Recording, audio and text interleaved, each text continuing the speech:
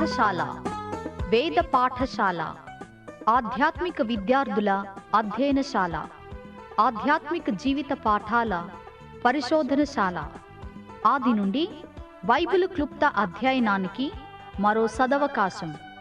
ఆయా వ్యక్తుల జీవిత పాఠాలు నేర్చుకునే మరో సువర్ణవకాశం.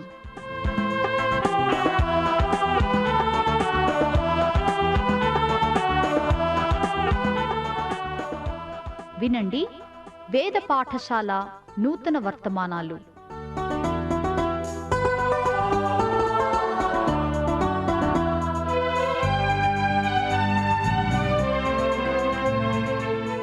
పరిశుద్ధ గ్రంథ అధ్యయనానికి మరోసారి స్వాగతం.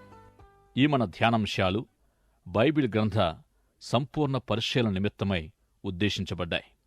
ఈ పరిశీలనలో మనము యోబు గ్రంథానికి చేరుకున్నాం. గత పాఠములో యోబు శ్రమానుభవాన్ని 3 క్లుప్తమైన అంశాలుగా ధ్యానించాం. మొదటిగా యోబు గ్రంథ వృత్తాంత సందర్భము, రెండవది పంచుకొనడం, యోబు స్నేహితులు తమ మిత్రుని అనుభవములో పాలు పంచుకోవడానికి వచ్చారు. మూడవది పరిష్కారం, స్నేహితుల్లో ఒకడయున్న ఎలీహు సుదీర్ఘమైన సంభాషణ చేశాడు. ఎలీహు సంభాషణతో యోబు పైకి చూచి సుడిగాలిలో ప్రత్యక్షమైన దేవుని చూశాడు. ఈ విధంగా దేవుని చూసిన తర్వాతనే యోబు తన శ్రమానుభవానికి పరిష్కారం పొందాడు. గతపాఠములో మొదటి అంశాన్ని, అంటే ఈ గ్రంథ వృత్తాంత సందర్భాన్ని మనం ధ్యానించాం. ఇక రెండవ అంశమైన పంచుకోవడాన్ని గూర్చి ఈ పాఠములో ధ్యానిద్దాం.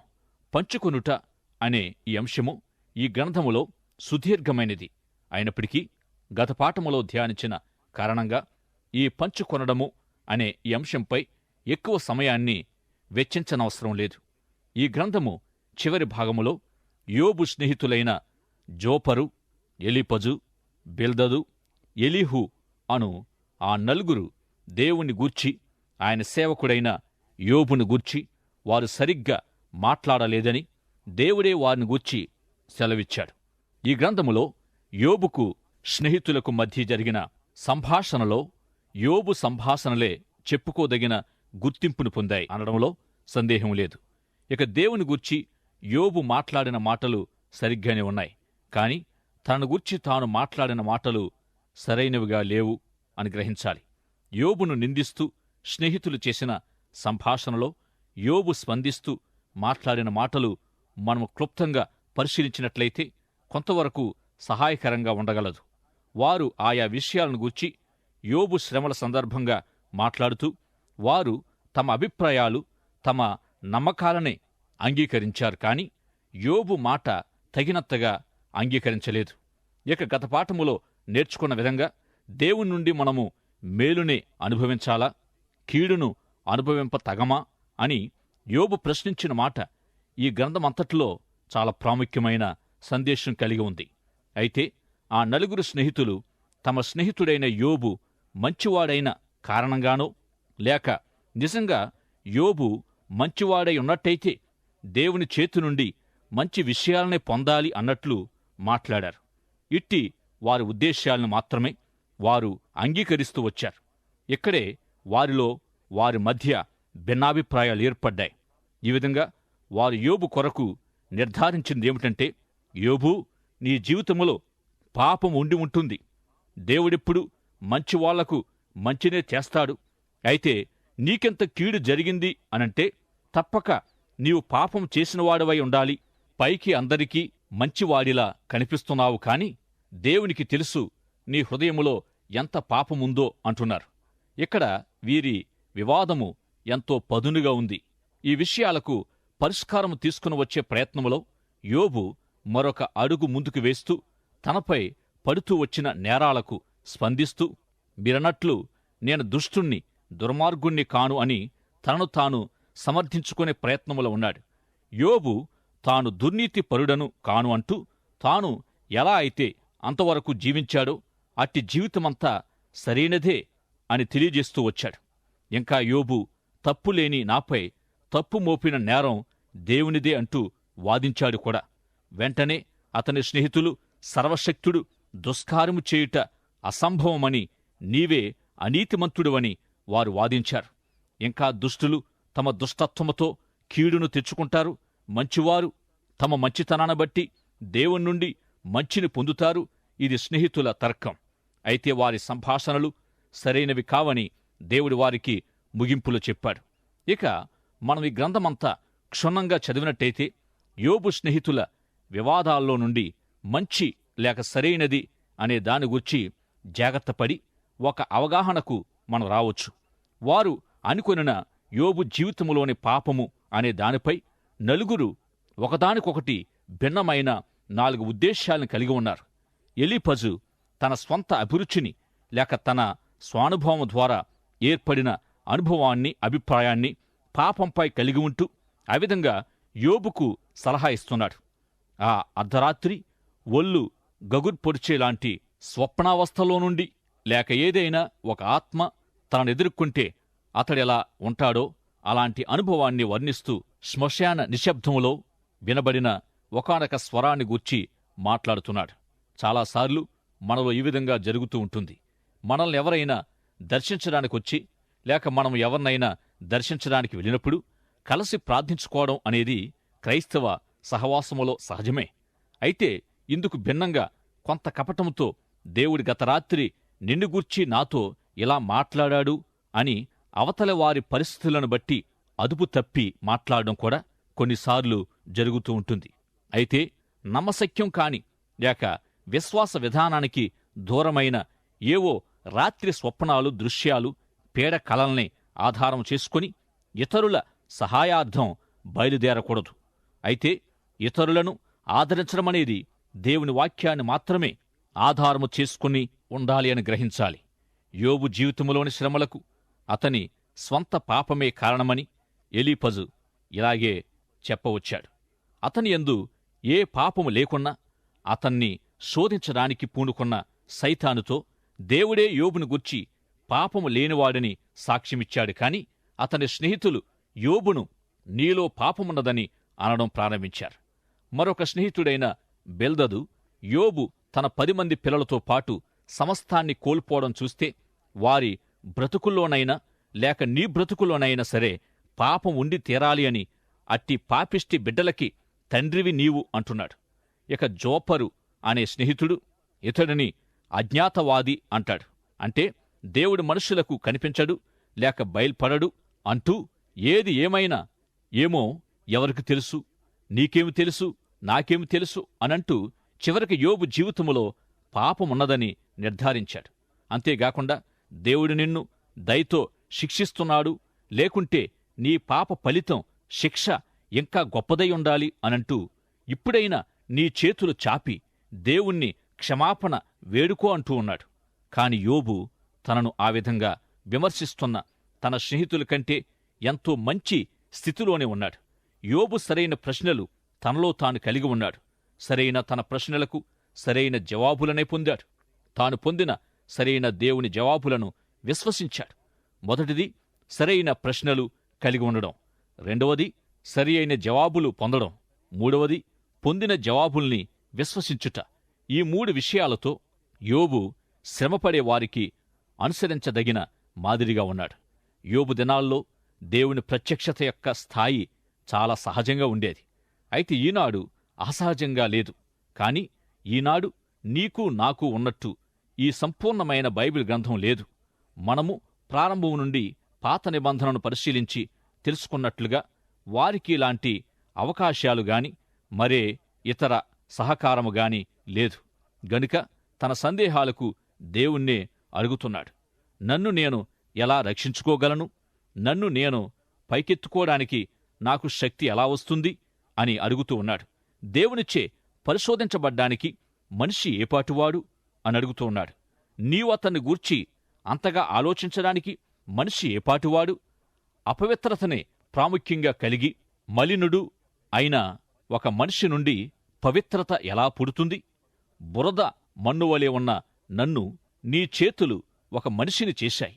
అటువంటి నన్ను తిరిగి మన్నుకే అప్పగించేశావా అని అడుగుతూ ఉన్నాడు.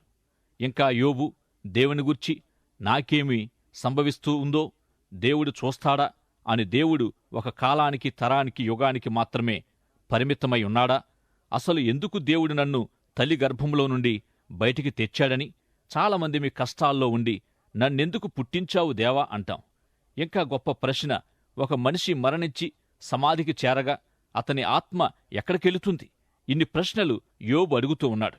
మనిషి మరణించి నేల క్రింద దిగువకు నెట్ట నిలువుగా పండబెట్టబడి శిథిలమయ్యాక మళ్లీ బతుకుతాడా? మరొక ప్రశ్న. ఈ పరిస్థితుల్లో నాకు మిగిలిన నిరీక్షణ సమాధి ఒక్కటే అంటూ హృదయ లోతుల్లో నుండి అయ్యో, దేవునికి నాకు మధ్య నిలువదగిన మధ్యవర్తిత్వం చేయదగిన ఒక వ్యక్తి ఎవరైనా ఉంటే బాగుండును అంటున్నాడు. ఒక న్యాయాధిపతి లేక నా తరపు వాదించే వ్యక్తి ఒకడుంటే నాకు చాలు అంటున్నాడు. నన్ను దేవుణ్ణి కలపగలిగిన, నాకు దేవునికి సంధి చేయగల వ్యక్తి ఒకరుంటే చాలు అని అంటున్నాడు. ఇంతగా బాధపడిన యోబు గొప్ప నిశ్చయతతో నా విమోచకుడు సజీవుడని నేనెరుగుదును, ఆయన ఈ భూమి మీద ఒకానొక దినాన్న నిలుస్తాడు. నా శరీరము క్షీణించిపోయినా, పురుగులు తినివేసినా సరే, నా కండ్లతో నేనాయన్ను చూస్తానంటున్నాడు. బైబిలులో ఒక మంచి వాక్యము నాకిప్పుడు గుర్తుకొస్తుంది. ఆ విధంగా యోబు దేవుణ్ణి అరుగుచూ ఉన్నాడు, వెదకుచూ ఉన్నాడు, తట్టుచూ ఉన్నాడు. యేసు ప్రభు తన శిష్యులకు చెప్పారు, అరుగుడి మీకివ్వబడును, వెదకుడి దొరకును, తట్టుడి తీయబడును. యోబు శ్రమానుభవము అతనిని ఎడతెగక అడగడానికి, ఎడతెగక దేవుణ్ణి వెదకడానికి, ఎడతెగక తట్టడానికి నడిపించింది. పట్టుదలతో అడిగి వెదకి తట్టినప్పుడు వాటి వెనుకనున్న వాగ్దానాలు మన జీవితాల్లో నెరవేరతాయి. ఈ విధంగా ప్రార్థించిన మనిషి యొక్క రక్షణ కొరకైన ప్రశ్నలకు విమోచకుని గూర్చిన సమాచారాన్ని, రక్షణ సువార్తను దేవుడి వాక్యములో తెలియజేశాడు. అయితే ఎక్కడ ఆయనను కనుగొనగలము అనే ప్రశ్నకు ప్రభు వచ్చుచున్నాడు అనేదే పాత నిబంధనలో ప్రభును గూర్చి ఇవ్వబడిన సమాధానమై ఉంది. ఇక 6 అధ్యాయాల్లోని బిల్దదు సంభాషణకు సమాధానంగా యోబు మాట్లాడిన మాటలతో స్నేహితులు మాట్లాడడం చాలించారు. యోబు కూడా చాలించాడు. వారలా గుండ్రంగా కూర్చున్నప్పుడు వారందరిలో చిన్నవాడైన ఎలీహు తన వయస్సును జ్ఞాపకం చేసుకుంటూ మీరంతా పెద్దలు అని సంబోధిస్తూ జ్ఞానానికి పెద్ద లేక చిన్న తారతమ్యాలు లేవని తెలియజేస్తూ వచ్చాడు. ఇంకా ఎలీహు మాట్లాడుతుండగా యోబు పైకి చూచి సుడిగాలిలో ప్రత్యక్షమవుతూ వస్తున్న దేవుణ్ణి కండ్లారా చూశాడు. తన స్నేహితులతో మాట్లాడినట్టు నీతిమంతుడను అని అనకుండా వ్యర్థుడను అని అంగీకరించాడు. కావున నన్ను నేను అసహించుకొని ధూళిలోనూ బూడిదలోనూ పడి పశ్చాత్తాపపడుచున్నాను అని తెలియజేశాడు. 42వ అధ్యాయము 6వ వచనములో పరిశుద్ధాత్మచే నింపబడిన యవనస్థుడైన ఎలీహు వారి వివాదానికి పరిష్కారము తెచ్చాడు. శ్రమలో పడి ఉన్న యోబుకు ఏదైనా పరిష్కారము తేవాలని ఎలీహు ఆశించాడు. దేవుని దూషించి జీవితాన్ని చాలించమని సలహా ఇచ్చిన తన భార్యకు యోబు ఒక ప్రశ్న వేశాడు. దేవుని చేతి నుండి మనము మేలేగాని కీడును అనుభవింపరాదా అని ప్రశ్నించిన దానికి ఎలీహు సమాధానము చెప్పాడని గత పాఠములో మనం విన్నాం. ఒక మనిషి మంచివాడైనంత మాత్రాన అట్టివాడు మంచినే పొందాలా అని అడిగిన సందర్భాన్ని ఒకసారి వెనక్కు చూద్దాం. యోబుకు విరోధంగా సైతాను దేవుని ఎదుట నేరస్థాపన చేస్తూ వచ్చాడు. అంటే యోబు యొక్క భక్తి జీవితంపై దెబ్బ కొట్టడానికి పూనుకున్నాడు. క్రైస్తవులు ఎందుచేత వారు క్రైస్తవులుగా ఉంటున్నారు, భక్తి గలవారి తమ భక్తి దేనికోసం అంటూ సైతాను యోబును ముట్టడిస్తూ ఉన్నాడు. చివరికి ఈ విధంగా సైతానుచే ముట్టడించబడిన యోబును అతని భార్య దేవుణ్ణి నిందించి జీవితాన్ని ముగించమని సలహా ఇచ్చింది. అట్టి సలహాతో యోబు మంచివాడైనంత మాత్రాన ఒక మనిషి దేవుని చేతి నుండి మేలేగాని కీడు పొందరాదా అని ప్రశ్నించిన ప్రశ్నకు సమాధానంగా ఎలీహు యోబును ప్రశ్నిస్తూ మాట్లాడుతూ ఉన్నాడు. యోబు గ్రంథం 35వ అధ్యాయము మొదటి 7 వచనాలు. ఎలీహు మాటలను గమనిద్దాం. నేను పాపము చేసిన ఎడల నాకు కలిగిన లాభము కన్నా నా నీతి వలన నాకు కలిగిన లాభమేమి, అది నీకు ప్రయోజనమేమి అని నీవు చెప్పుచున్నావే?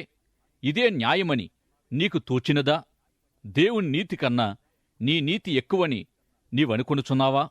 నీతోనూ నీతో కూడనున్న నీ సహవాసులతోనూ నేను వాదమాడెదను.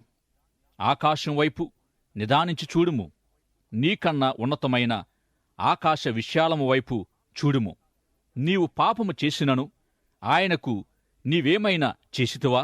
నీవు నీతిమంతుడవైనను ఆయనకు నీవేమైనా ఇచ్చుచున్నావా? ఆయన నీ చేత ఏమైనా తీసుకొనునా? ఎలీహు తన సంభాషణలో వారితో ఈ విధంగా అంటూ ఉన్నాడు. దురాశ మలినాలతో నిండిన నీ చెయ్యి దేవుని నుండి ఏమి పొందింది అనే విషయాన్నే అడుగుతూ ఉన్నాను. అయితే ఇది సరైన ప్రశ్న కాదుగాని ఇంతకంటే ముఖ్యమైన ప్రశ్న, దేవునికి నీ చేతి నుండి ఏమి ఇచ్చావు అనేది అతి ప్రాముఖ్యమై ఉంది. అయితే నీ శ్రమానుభవములో నీకు నీవే కేంద్రంగా ఉంటూ నా నీతి వలన నాకు కలిగే లాభమేమి అనుకుంటున్నావని ఎలీహు యోబును అంటూ ఉన్నాడు. ఇంకా మంచివారు ఆశీర్వాదకరమైన జీవితం కొరకు ఆశించడం సహజమని, అయితే తనకు సంభవించిన వ్యతిరేక పరిస్థితిని బట్టి ఆలోచిస్తే నేను పాపం చేస్తే మాత్రం వ్యతిరేక ఫలితాలు సంభవించాలా అని మాట్లాడుతుండగా, నేను పాపము చేస్తే లేక నేను మంచి చేస్తే నాకొచ్చే లాభనష్టాలు ఏమున్నాయి అనంటూ తన శ్రమానుభవములో తననే ముఖ్యంగా ఎంచుకుని మాట్లాడుతున్న యోబును ఎలీహు తన మాటలతో అడ్డుకున్నాడు. ఈ విధంగా ఎలీహు నీకు విరోధంగా పాపము చేసిన వాడను నేనని దేవునితో అనిన దావీదు వలె యోచిస్తూ ఉన్నాడు. దేవుని యథార్థంగా ప్రేమించిన దావీదు పాపము చేసి దేవుణ్ణి నొప్పించినప్పుడు దేవుడు ప్రజలను శిక్షించడం ద్వారా దావీదు నొప్పించబడ్డాడు. ఒకానొక దైవజనురాలు ఈ విధంగా తెలియజేస్తూ వచ్చింది, నేను మరొక్కసారి దేవుని పరిశుద్ధ ఆత్మను దుఃఖపరచడం కంటే నరకానికి వెళ్లడం మేలని అన్నది. ఈ విధంగా ప్రియ సోదరుడా సోదరి, నీవు నీతిగా జీవిస్తే దేవునికి సంతోషము కలిగిస్తుందని, నీవు పాపము చేస్తే దేవుడు బాధపడతాడని గ్రహించగలుగుతున్నావా? అనుదిన జీవితములో దేవుడు నీ ద్వారా సంతోషించడమైనా లేక దుఃఖపరచబడమైనా జరుగుతుందని నీవు గ్రహించు.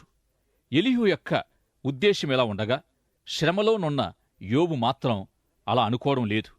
ఎలీహు తన సంభాషణ చివరలో దేవుని కోణము నుండి, దేవుని ఉద్దేశాల్లో నుండి ఆయా విషయాలను అర్థం చేసుకోవాలని యోబును కోరుతూ ఉన్నాడు. నీవైపు నీవే చూసుకొని నాకోసము నా దగ్గర ఏముంది అని అనుకోకుండా దేవుని కొరకు నా దగ్గర ఏముంది, నాలో ఏముంది అనేది ఆలోచించాలి. ఇక యోబు తన ముగ్గురు స్నేహితులైన ఎలీఫజు, జోపరు, బెల్దదు అను వారిని తమ సంభాషణలో అనేకసార్లు గద్దించాడు. కాని ఎలీహు సంభాషణను యోబు ఏమాత్రమూ వ్యతిరేకించలేదు. ఎలీహు చెప్పిన రీతిగా యోబు పైకి చూచి సుడిగాలిలో ప్రత్యక్షమైన దేవుని కనుగొన్నాడు. అప్పుడు దేవుడు యోబుతో సుదీర్ఘంగా మాట్లాడాడు. దేవుడు యోబుతో మాట్లాడిన మాటలు అనేక అధ్యాయాల్లో వ్రాయబడ్డాయి. దేవునితో యోబు మాట్లాడిన మాటలైతే కొన్ని వచనాల్లోనే వ్రాయబడ్డాయి. అప్పటి వరకు తాను నీతిమంతుడను అంటూ వచ్చిన యోబు దేవుని ప్రత్యక్షత కలిగిన తరువాత తన ఎడల తనకు గల ఉద్దేశాన్ని మార్చుకొని, నిన్ను గూర్చిన వార్త నేను చెవులారా విన్నాను, ఇప్పుడే కండ్లారా చూస్తున్నాను గనుక నన్ను నేను అసహించుకొని బూడిదలో పడి పశ్చాత్తాపపడుతున్నాను అంటూ ఉన్నాడు. ఈ వృత్తాంతం చివరలో ఈ విధంగా ఎందుకు తాను అసహించుకొని పశ్చాత్తాపపడినవాడిగా కనిపిస్తున్నాడు? అతడు దేనికి పశ్చాత్తాపపడి తనంటే తాను అసహ్యాన్ని కలిగి ఉన్నాడు? ఇక ఈ పశ్చాత్తాపపడడం అంటే మనసును, చిత్తాన్ని, హృదయాన్ని మార్చుకొని మార్చబడిన దిశగా కొనసాగడం జరుగుతుంది. యోబు జీవితములో ఇదే ప్రారంభమైంది. అప్పటి వరకు ఉన్న విధానము నుండి వేరొక వైపునకు తిరగడమే మార్పు. ఇక యోబు దేని విషయమై పశ్చాత్తాపపడుతున్నాడు అనేది మనం చూద్దాం. అతడు మంచివాడని వాక్యములో ఉన్నది. అయితే అతడు మంచివాడిగా ఉండడంపై తనకెలాంటి గ్రహింపు లేదు. దేవుడతనికి అనేక మంచి విషయాలిచ్చినందున ఇతరులు కూడా మేలు చేశానని అనుకుంటూ ఉన్నాడేమో. ఇక ఇట్టి ఉద్దేశాన్ని బట్టి, అంటే మేలు చేయడం, ఒకరికి ఉపయోగపడడం, సమాజములో ప్రయోజనకరమైన జీవితం కలిగి ఉండడం అనే దానిపైనే అతడు ఎక్కువ మనస్సు కలిగి ఉన్నాడు. కాని పైకి చూచి దేవుణ్ణి కనుగొన్నప్పుడు తెలుసుకోవలసింది, చూడవలసింది, చేయవలసింది ఇంతమాత్రమే కాదని అర్థం చేసుకున్నాడు. ఎలీహు సలహాతో పైకి చూస్తే దేవుడు కనిపించాడు. అప్పుడు దేవుడతనికి చుట్టూ చూపించాడు. దేవుని గూర్చి, యోబును గూర్చి సరిగ్గా మాట్లాడలేకపోయినా తన స్నేహితుల కొరకు విజ్ఞాపన చేయవలసిన అవసరత ఏర్పడింది. ఈ విధంగా వారి కొరకు ప్రార్థించవలసిన బాధ్యత యోబుకే ఇవ్వబడింది. యోబు తన స్నేహితుల కొరకు ప్రార్థించినప్పుడు దేవుడతనికి రెట్టింపు పోగొట్టుకున్న దానికి బదులుగా అనుగ్రహించాడు. అతడు సమస్తము కోల్పోయినప్పుడు కూడా స్థిరంగా ఉండి దేవుని ఆరాధించాడు, దేవుని స్తుతించాడు. అయితే అతడు తన చుట్టూ ఉన్నవారి కొరకు ప్రార్థించే వరకు యోబుకు ఆ రెట్టింపు ఇవ్వబడలేదు. యోబు గ్రంథ అధ్యయనం సందర్భంగా జీవితాన్ని గూర్చిన 3 ముఖ్యమైన ఉద్దేశాల్ని మనము నేర్చుకోవలసిన వారమై ఉన్నాం. మొదటి విషయం, మనమేమిటి, మనం ఏమై ఉన్నాం అనే సత్యాన్ని తెలుసుకోవడానికి మనం మొదటిగా మన వైపు చూసుకోవలసిన వారమై ఉన్నాం. ఈ విధంగా మన పాప స్థితిని గుర్తించిన వారమై అక్కడికే ఆగిపోకూడదు సుమా. అలాగే ఆగిపోతే పాపులమని తెలిసినందున నిస్సహాయులము, కదల్లేని వారమైపోతాం. ఇక రెండో విషయం, అట్టి స్థితిలో పైకి చూడాలి. ప్రతిదీ దేవుడు చూచినట్టు, లేక దేవుని కోణము నుండి మనం చూడాలి. ఇలా చూస్తే దేవుణ్ణే మన జీవితాల్లో కేంద్రంగా కలిగి ఉంటాం. అప్పుడేమి సంభవించినా నాకెందుకిలా అయింది, నేనెందుకిలా అయ్యాను, నాకేమవుతుంది, నేనేమి కావాలి మొదలైన ప్రశ్నలు మనల్ని బాధించవు. ఇంకా మనము ఏమంటామంటే, దేవా, ఇది నీవే అనుమతించావు, దీని ద్వారా నీవే మహిమ పొందాలి అని. ఇట్టి స్థితి ఇతరులకు మార్గదర్శకం కావాలని ఆశిస్తాం. ఈ విధంగా తనలోనికి, రెండవది పైకి చూశాడు, మూడవది చుట్టూ చూచే ఈ 3 అనుభవాల్లోనికి యోబు వెళ్ళి తన స్థితిని, తనకు పైగా ఉన్న దేవుణ్ణి, తన చుట్టూ ఉన్నవారిని గ్రహించగలిగాడు. అప్పుడతడు పై తరగతిలోనికి పంపబడి, గాయపడి శ్రమానుభవములున్నవారికి ఒక మాదిరిగా, అట్టివారికి ఒక జవాబుగా, వారి సమస్యకు ఒక పరిష్కారంగా, దేవుని ఉద్దేశాల్లో ఒక భాగంగా ఉన్నాడు. ఇక తన కొరకు తాను ఒక గొప్ప మేలుగా మారాడు. అతని ఆశీర్వాదము రెట్టింపు చేయబడింది. మొదటి 7,000 గొర్రెలైతే ఇప్పుడు 14,000 గొర్రెలు. మొదట ఒంటెలు 3,000 కాగా ఇప్పుడు 6,000 ఒంటెలు. ఈ విధంగా కోల్పోయిన దానికి రెట్టింపు దేవుడిచ్చాడు. మొదటి ఆశీర్వాదము కంటే మరి అధికంగా ఆశీర్వదించబడ్డాడు. మరియు 7 కుమారులను 3 కుమార్తెలను కూడా దేవుడిచ్చాడు. ఈ విధంగా పశువుల్ని, జంతువుల్ని, ఇతర సంపదల్ని పొందిన యోబుకు గతములో 10 మంది పిల్లలు కాగా ఇప్పుడు 20 మంది పిల్లలు ఎందుకు ఇవ్వబడలేదు అనగా, గతములోని 10 మంది పిల్లలు వారు చావలేదు గాని వారు పరలోకానికి బదిలీ చేయబడ్డారంతే. ఇక యోబు అడిగిన ప్రశ్నల్లోని మరొక ప్రశ్న, చనిపోయిన వారు మళ్ళీ బ్రతుకుతారా? అయితే దేవుడు యోబుకు పరలోకములో 10 మంది పిల్లల్ని, భూమి మీద 10 మంది పిల్లల్ని సజీవంగా ఉంచాడు. ఎంత అద్భుతం! నిజంగా ఈ తలంపు ఎంతో గొప్పది. ఈ విధంగా యోబు తన మట్టుకు తాను నీతిమంతుడను అనే స్థితి నుండి పరిశోధించి, అతడు పైకి చుట్టూ చూచే వరకు పరీక్షించి అత్యధికంగా ఆశీర్వదించాడు దేవుడు. కాలము నిండిన బహువృద్ధుడిగా యోబు మరణించాడు. పౌలైతే తన విశ్వాస అనుభవములో, ప్రభువా, నీ దగ్గర నాకేముంది అనలేదు గాని, నేనేమి చెయ్యాలి, లేక నీ కొరకు నా దగ్గరేముంది అనేవి అడిగాడు. ఇది విశ్వాసములో పరిణతి చెందిన అనుభవం. ఇట్టి అనుభవం నుండి, ప్రభువా, నీకోసము నేనేం చేయగలను అని మనం చెప్పగలం. ఇక విశ్వాసికి సంభవించే శ్రమానుభవం కూడా ఆత్మీయ అభివృద్ధికే అని మనం తెలుసుకోవాలి.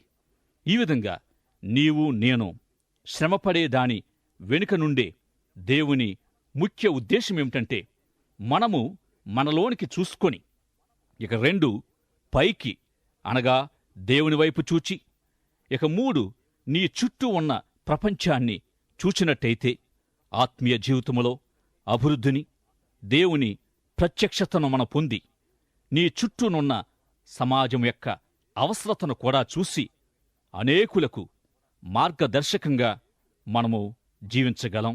అనేకులకు ఆశీర్వాదకరంగా మనము జీవించగలం. అటువంటి కృప ప్రభు ప్రియ శ్రోతలైన మీకు దయచేయునుగాక. దేవుడు మిమ్ములను మిక్కిలిగా దీవించి ఆశీర్వదించునుగాక. ఆమేన్. ఈనాటి తరగతిలో మీరు వింటున్న ఆధ్యాత్మిక పాఠాలు మీ వ్యక్తిగత, కుటుంబ జీవితాలకు ఎంతో సహాయపడగలవని ఆశిస్తున్నాం. ఈ పాఠాల ద్వారా మీరు పొందుతున్న ఆత్మీయ మేలులు, ఆశీర్వాదాలు మాకు కూడా తెలియపరచండి. నేటి పాఠంలో మీకు ఏ విధమైన సందేహాలు, ఇంకా అర్థం కాని విషయాలున్నా వెంటనే మాకు వ్రాయండి. ఈ సందేశాలు మరింత సులభంగా అర్థం చేసుకోవడానికి సహాయకరంగా ఉండుటకు ఒక ఉచిత బైబిల్ గైడు మీకు పంపించగలం. మా చిరునామా: వేద పాఠశాల, విశ్వవాణి, తపాలా సంచి 4, సికింద్రాబాద్ 500017. మా ఈమెయిల్ అడ్రస్ telugu@radio882.com.